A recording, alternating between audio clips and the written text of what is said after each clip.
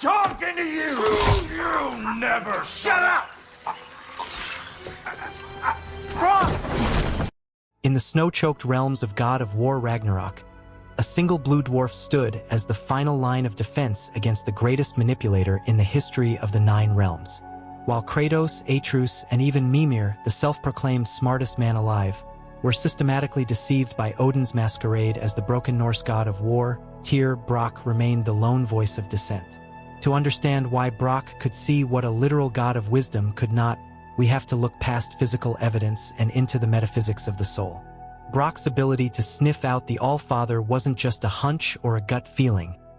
It was a direct consequence of his own incomplete existence. Brok was a man without a soul, and in the world of Norse magic, that vacancy was the only thing that could pierce the veil of the ultimate lie. He was the only one who didn't just listen to the words being spoken. He felt the hollowness of the speaker. The genius of Odin's disguise lay in its absolute subtlety. He didn't just look like Tyr. He inhabited the trauma that Tyr would naturally possess after centuries of imprisonment. He was passive, pacifistic, and seemingly fragile.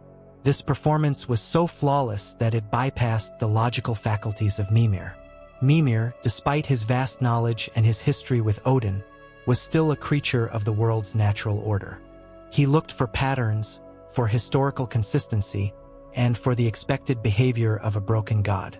Odin played into those expectations perfectly, using the legend of Tyr as a shield.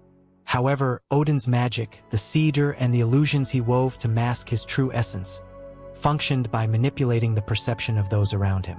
Most beings in the Nine Realms are whole. They possess the four parts of the soul: form, mind, direction, and luck. When Odin weaves a spell of deception, he is essentially hacking into these soul components to make the observer see and feel what he wants them to. But Brok was different. As we learn through the heart-wrenching revelation in Alfheim, Brok had died years prior. Sindri, unable to let go of his brother, traveled to the Lake of Souls to bring him back, but he only managed to retrieve 3 of the 4 soul parts. Brok was missing his direction, the specific piece of the soul that provides intuition, spiritual wholeness, and the ability to feel right in the world. This missing piece is usually seen as a tragic flaw, the source of Brok's legendary grumpiness and his perpetual sense of feeling off. However, in the presence of Odin's magic, this missing part became his greatest strength. If Odin's illusions work by influencing the spiritual direction or the mind of the observer, Brok was essentially missing the hardware required to run Odin's software. He was a broken receiver that simply couldn't pick up the All-Father's signal. He was immune to the magical vibe that Odin was projecting. Throughout the game, Brok's suspicion of Tyr is constant, loud, and abrasive. He repeatedly questions why this supposed warrior is hiding in a broom closet or refusing to eat. While the others see a victim of war deserving of sympathy, Brok sees a void. He constantly remarks that something stinks, and while he often refers to literal smells, he is sensing a spiritual dissonance that no one else can detect. Because Brok lacks the direction part of his soul, he isn't swayed by the emotional narrative Odin is spinning. He doesn't feel the sympathy or the rightness that Odin is projecting into the room. Instead, he looks at the situation with a cold, observational clarity. He sees a man who calls Atreus champion instead of his name, a man who knows too much about the path forward while claiming to know nothing. Brok's lack of a soul meant he didn't have the spiritual eyes that Odin was trying to blind. Mimir's failure to see through the disguise is the ultimate testament to Odin's power. Mimir is the smartest man alive, but he is also a man of immense ego and intellectual pride. He believes he can outthink Odin. This intellectualism is exactly what Odin exploits. He gives Mimir a puzzle that seems logical, and Mimir spends so much time analyzing the pieces that he forgets to look at the board. Brok, on the other hand, has no ego to bruise and no intellectual reputation to maintain.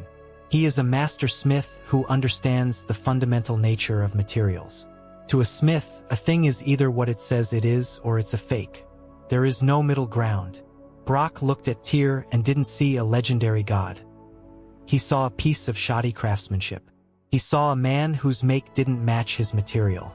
He saw the cracks in the facade because he wasn't distracted by the legend. The climax of this tension occurs in Sindri's house, when Brok finally corners the All-Father. Brok's realization isn't sparked by a grand mistake on Odin's part, but by a culmination of these wrong notes. When Brok asks Tyr how he knew certain details about the plan, and Odin, still in character, tries to deflect with more pacifist rhetoric, Brok refuses to let go.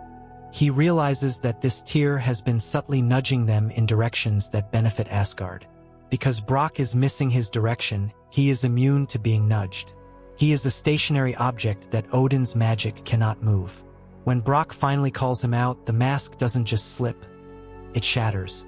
Odin realizes that his magic has failed for the first time in eons, and it failed because of a blue dwarf who was too broken to be fooled. The irony of Brok's sacrifice is that the very thing that made him lesser in the eyes of the world is what made him the most dangerous man to Odin. Sindri's desperate act of love, bringing back an incomplete brother, unintentionally created the only being in the 9 realms who could see the truth. If Brok had been whole, he likely would have been fooled along with the rest. He would have felt the same pull of destiny and the same emotional manipulation that the others felt. But in his fragmented state, Brok became the ultimate truth-teller. He was the only one who could see the Allfather's shadow because he himself was a creature of shadow. He died because he was the only one brave enough and broken enough to speak the truth. While Mimir gave the group wisdom, Brok gave them reality. And in the war against a god of lies, reality is the only weapon that truly cuts. He proved that sometimes being incomplete is the only way to see the complete, ugly picture of the world.